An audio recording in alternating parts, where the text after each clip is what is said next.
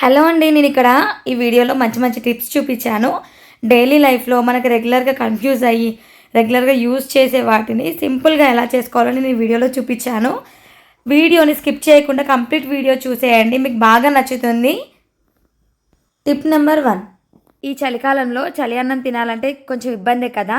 అలాంటప్పుడు ఈ tip try చేయండి. ముందుగా ఇలాంటి ఒక జల్లి గిన్నె తీసుకొని కొద్దిగా కావలసినంత రైస్ వేసుకోవాలి. ఈ విధంగా పొడి పొడిగా వేసుకొని పక్కకు పెట్టుకోవాలి. ఇప్పుడు స్టవ్ మీద కడాయి పెట్టుకున్నాక అందులో కొద్దిగా కావలసినంత వాటర్ వేసుకొని అవి మరుగుతూ ఉండగా ముందుగా రెడీ చేసుకున్న రైస్ బౌల్ని ఇందులో పెట్టేసి మూత పెట్టుకోవాలి. ఒక 5 నిమిషాలు తర్వాత మూత తీసి చూస్తే అన్నం వేడైపోతుంది. ఇలా వేడివేడిగా తినేసేయచ్చు. ఇప్పుడు సెకండ్ టిప్ చూసేద్దాం. హలో అండి. ఇంట్లో తాళం చెవిలు ఉన్నప్పుడు కన్ఫ్యూజ్ అయిపోతూ ఉంటాం కదా! నేను కూడా అలానే. కానీ నాకు తెలిసిన ఒక టిప్ మీకు చూపిస్తాను. ఊరికి వెళ్తున్నా, ఎటైనా బయటికి వెళ్తున్నా, పనిలో హడావిడిగా ఉన్నప్పుడు ఈ తాళం చెవుల గోల కూడా ఉంటుంది కదా! ఈ తాళం చెవులది సింపుల్గా అయిపోయేలాగా నేను ఫాలో అయ్యే టిప్ మీకు చూపిస్తాను. మామూలుగా మన ఇంట్లో నెయిల్ పాలిష్ అనేది ఉంటుంది కదా! సింపుల్గా తాళం చెవి ఐడెంటిఫై చేయడానికి ఇలా నేను నెయిల్ పాలిష్ని మార్క్ చేస్తాను. ఏ కలర్ది ఆ తాళం చెవికి సేమ్ కలర్ వేస్తాను. ఇక్కడ నాకు ఒక కలర్ నెయిల్ పాలిష్ ఉంది. ఇది నేను ఒక తాళంకి వేస్తున్నాను. వేరొకటి నేను వెయ్యని అనుకోవచ్చు. వేరొక కలర్ వేసేసుకోవచ్చు. ఇంట్లో కలర్ పెయింట్, వాల్ పెయింట్స్ ఏవున్నా కూడా వేసుకోవచ్చు, నెయిల్ పాలిషే కాకుండా.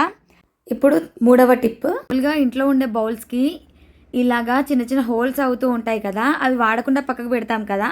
అలా కాకుండా ఇప్పుడు నేను ఒక టిప్ చూపిస్తాను.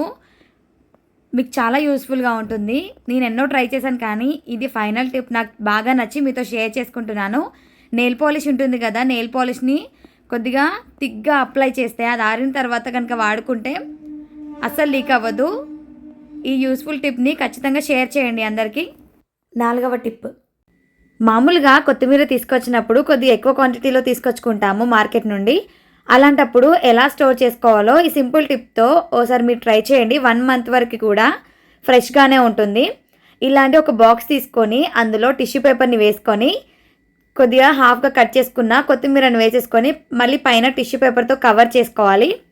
తర్వాత మూత పెట్టి ఫ్రిడ్జ్లో పెడితే అవసరం ఉన్నప్పుడల్లా తీసుకొని వాడుకోవచ్చు. 1 మంత్ వరకు కూడా ఫ్రెష్గానే ఉంటుంది. కావాలంటే మధ్య మధ్యలో టిష్యూ పేపర్ని చేంజ్ చేస్తూ ఉండాలి. 5వ టిప్ ఏంటో చూసేద్దాం. మామూలుగా కర్రీ చేస్తున్నప్పుడు అప్పుడప్పుడు మాడిపోతూ ఉంటుంది కదా, అలా ఉండకుండా ఉండాలంటే కడాయి పైన ఒక ప్లేట్ పెట్టుకోవాలి ఇలా. తర్వాత దీనిపైన వాటర్ వేసుకోవాలి. అంతే, కర్రీ మాడకుండా ఉంటుంది. అప్పుడప్పుడు చెక్ చేస్తూ ఉండాలి. ఇది అమ్మమ్మ కాలం నాటి టిప్ అండి. 6వ టిప్ అండి. ఒక్కో గ్లాస్తో సింక్ అంతా క్లీన్ చేసేయచ్చు. సింపుల్గా క్లీన్ చేయొచ్చు. ఆ టెక్నిక్ ఏంటో ఇప్పుడు నేను వీడియోలో చూపిస్తాను. మామూలుగా మనం డిషెస్ అన్ని వాష్ చేసిన తర్వాత కింద మిగిలిపోయిన డస్ట్ ఏదైనా తీసినా కూడా వాటర్ అనేది బ్లాక్ అయిపోయి వెళ్ళిపోవు కదా, అలాంటప్పుడు ఈ టెక్నిక్ ట్రై చేయండి. గ్లాస్ని తిరిగేసి ఈ విధంగా ప్రెస్ చేస్తూ తీసేయాలి. ఒక వాక్యూమ్ లాగా పనిచేస్తుంది. వాటర్ అనేది ఫాస్ట్గా వెళ్ళిపోతాయి.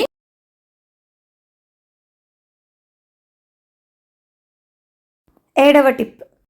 అందరి ఇళ్లలో ఇలాంటి స్టీల్ ట్యాప్స్ ఉంటాయి కదా, ఎక్కువగా వాడటం వల్ల కొద్దిగా వైట్ కలర్లో అయిపోయి షైనింగ్ కోల్పోతాయి. అలాంటప్పుడు ఈ టిప్ ట్రై చేయండి. మనం రెగ్యులర్గా బోళ్ళు తోమడానికి యూజ్ చేసే స్క్రబ్బర్ని ఇలా కొద్దిగా డిటర్జెంట్ సోప్ కానీ లిక్విడ్ కానీ పెట్టేసి స్క్రబ్ చేసుకోవాలి ట్యాప్స్ రెండింటిని. అంతే, వాటర్ క్లీన్ చేసుకుంటే షైనింగ్ అయిపోయి మంచి లుక్ వస్తుంది. అప్పుడప్పుడు ఈ విధంగా ట్రై చేయండి. ట్యాప్స్ అనేవి వైట్ కలర్లో షేడ్ అయిపోవు. Thank you for watching.